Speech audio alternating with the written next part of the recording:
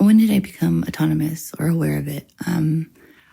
Well, I've always felt like an acquired taste kind of human. Even like as a kid, I was creative and loud. But probably when or around 14, I feel like I was thrusted into adulthood way too early, very unprepared. Family, home life was becoming problematic and overwhelming. I felt like my family and like everything I knew about reality or my reality was on fire. And I was like the only person that could hear the smoke alarm, and something needed to happen, be fixed, course corrected, and nobody was doing anything about it. So I felt like I could maybe, and I decided to move out as soon as possible. How does this relate to women's reproductive rights? Well, while everything was burning at my house, I was also very much in love with the boyfriend I had at the time. We were so young. And I guess as far as like a series of autonomous decisions was to leave the church I was attending because God would know I was lying, to get on birth control because we wanted to have sex, but we knew we were too young to have a baby, and have sex because we felt like we were grown, and just live together and get away from the environment that I was in. I was only 14, so I knew nothing about anything. And my parents moved out of state, so I was pretty much alone. Life got harder and I needed to work. Since I was on the pill, I started developing cysts on my ovaries, and they advised me not to continue. So I stopped taking birth control, and soon thereafter, I got pregnant for the first time. I think that part of my being is to have kids. I feel that that's very real. I've always wanted kids since I was young. I think that I would be good at being a mom. You seem very, extremely, I haven't recorded this much with anybody else at all. You have a lot to say. And it really means a lot to me. The baby that is not a baby yet still matters. The thought of this hypothetical child matters just as much as the actual child. I know I was young, and I know people don't generally know when, the moment they get pregnant, but I did.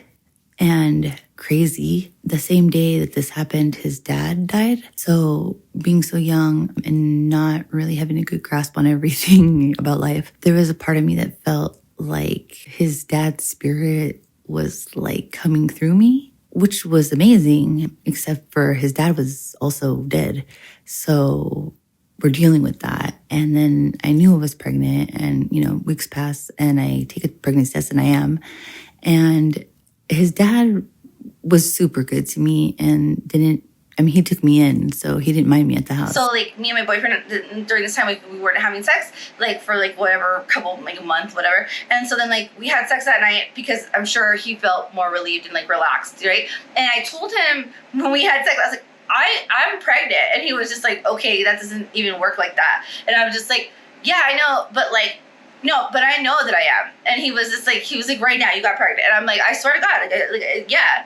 And then he was like, okay, anyways. And so, whatever, we go to sleep. And then that happened in the morning, and, legit, however long, it was that I took a pregnancy test, and I was like, yeah, I'm pregnant. I'm pregnant. I knew that I got pregnant. And since I don't think that, if you want to be specific, I don't think that the time corresponds with when he actually died and when I actually something was conceived. But something to me made me feel this is what you gave me, I get to keep something of you, and just it's sad, because obviously this is a stressful time, and I'm super young, and just to be completely transparent, I was on drugs too, so and so was my boyfriend, and so I just didn't think that was. It's just not the best time to have a baby. And so, I had to get an abortion, and that was, my first abortion. And I kind of felt like it was him, and I felt like I was, rejecting him. And I felt so ungrateful, and, I was, I don't know, just, the worst person, But, after so much time has passed as an adult, I've, constructed this heaven in my mind that, I've had 4 abortions total.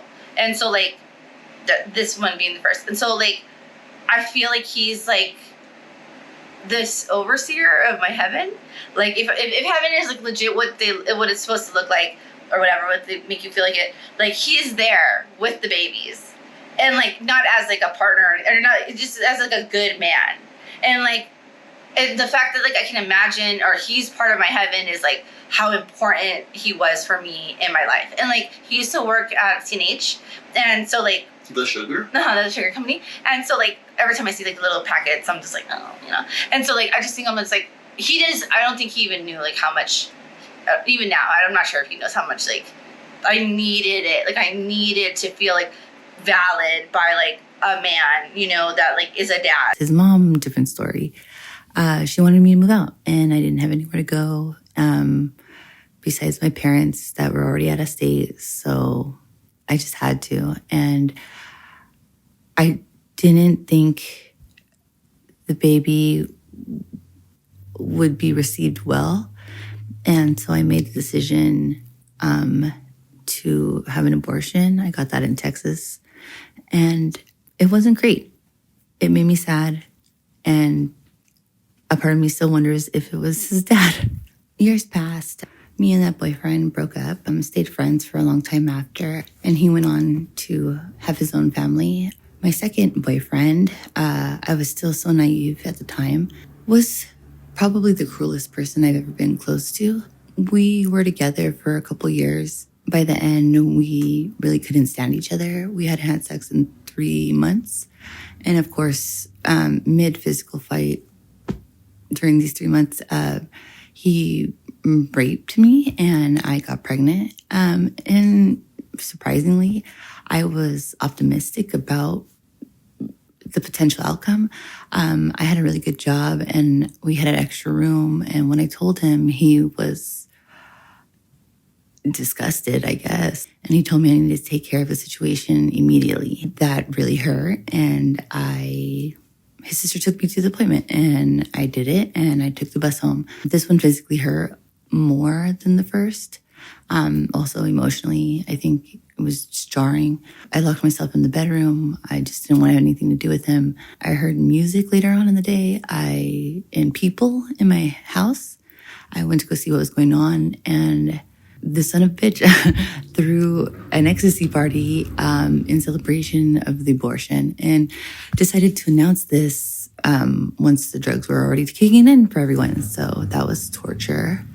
Not with him, but after that I had 2 more pregnancies and they weren't as bad, but obviously I got abortions. This hypothetical child that I have, or I think I should have, or I see myself having, like matters too much to me to like put it at risk. I mean, it's already going to be at risk in general if it comes to fruition and I have a baby one day. Like it's already going to encounter lots of like hardships. And when I got pregnant, I was just like, okay, on paper, this sounds or looks or whatever, like it's going to work. But in my heart, I know it's not going to work. Like, and I also don't want to risk this baby dealing with him and his family showing that that's okay. And then them potentially being like that also. So like, I've looked at it in a lot of different ways. And although it is like painful to like let something like that go, like, I just don't think that it's the best environment for them. And maybe I've hesitated too much in life. I'm not sure. But like, nothing has felt 100%. And I would not bring a baby into something that didn't feel it was 100%. After that, I was offered the IUD, and that was what I needed. I had it in for 12 years, and now my partner has a vasectomy, so we're good. How does this relate to my artwork? Well, always wanting to be a mom and believing that was my purpose, and having the opportunities at the least opportune time with the most immature and selfish people, letting go of the one thing I always really wanted and accepting or like knowing I might never have it, and still being solid in my decisions and knowing that it was the best, most loving thing I could do for them, because I wasn't going to be able to take care of them financially. I was not emotionally intelligent enough to be there for them in all the ways they would need it. And I just believed that they were worth everything, and I didn't have everything to give them. So I'm happy with my decision. Because I feel that people don't do that ever, or almost never. And like, I'm not saying that you're gonna be able to like shield them from any type of hurt or pain or bad things that happen, because bad things happen. But I do believe that if you considered them as like a little like twinkle or whatever in somebody's eye, then at that point, like, they already exist. And so like, you want to do the best for them. And so like, since I've been pregnant or whatever, like, nothing has seemed the best for them. And like, I know that people make do with less, and that's beautiful. But like, my perspective and like, from my own experience, I would like to try to get to the best that I could, you know, like within my, you know, person, like, to have a baby. Part of like who I am, or who I think I am. Does that make sense? I just feel like I should be a mom. I feel like I was put here partially to do what I do, but then also to be a mom. And I think that I have like the capacity to like love like that, and to like take care of somebody. I don't think everybody does. Like, no. But if you feel like you do, like, then it's like, it's kind of, you're missing something if you can't give that. But if I'm being honest, I did wonder who or what kind of person I was after all of this. Am I just still me? Am I a mom? Am I a bad mom? Am I a murderer? And it really started to eat away at me. They're significant towards, you know, to me. So do they know how much I love them and love them still?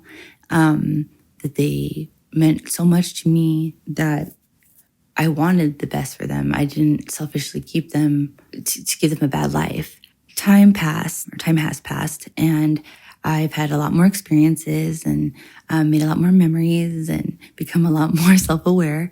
And I just started creating, like, naturally this like beautiful place for them, like in my heart and in my head. And that's what this work's about. I felt like it feels right and it feels beautiful. And whether it's real or not is not important, because it's real for me in my heart and my head, if that makes sense. By creating this space, this heaven that's just for them, it's given me so much peace. And I'm allowed to make believe or believe that things are just the way that they should be for them. You know, the list of baby names is being used by my babies, and they all have unique personalities, and they're all beautiful, and I will see them one day.